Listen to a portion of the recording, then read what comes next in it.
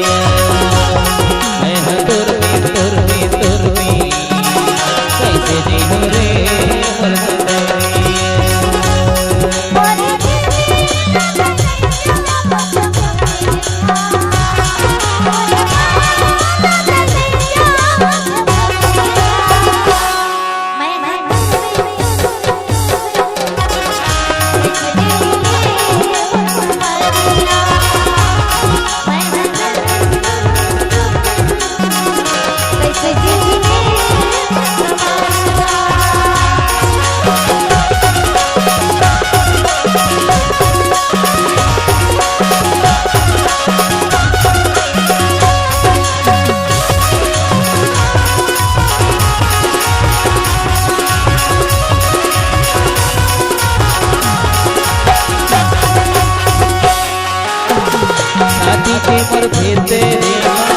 हवे तोर बसेरा निकरे रे निकरे रानी हवे दिल की पहरा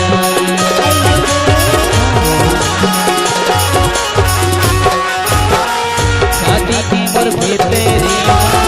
हवे तोर बसेरा निकरे रे निकरे रानी हवे दिल की पहरा निकरे रे निकरे रानी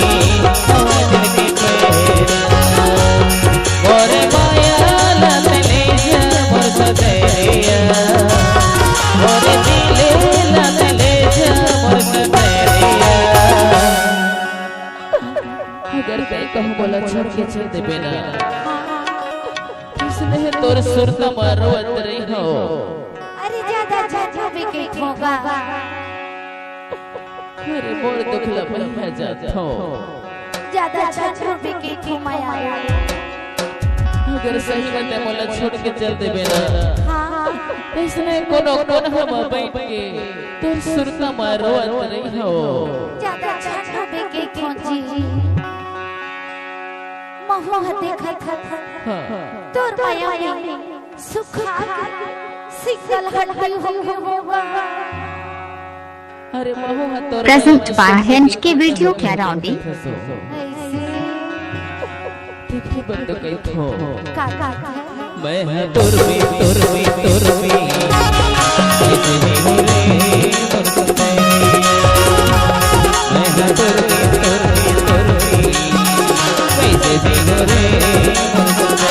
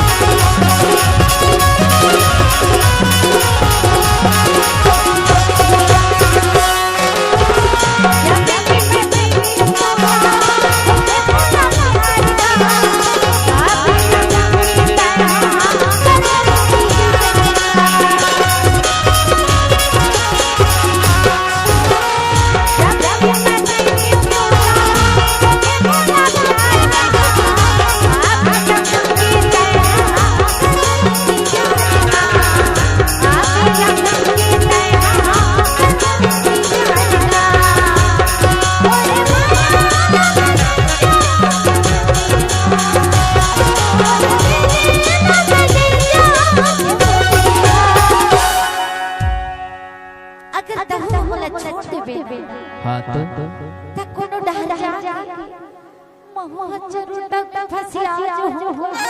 अरे इतना झन करबे हो ऐसे झटकर कबर की मम्मा तोर पे नहीं रह सको जाने ऐसे हां तब देखो खा के थे ओ मैं कैसे जीऊंगी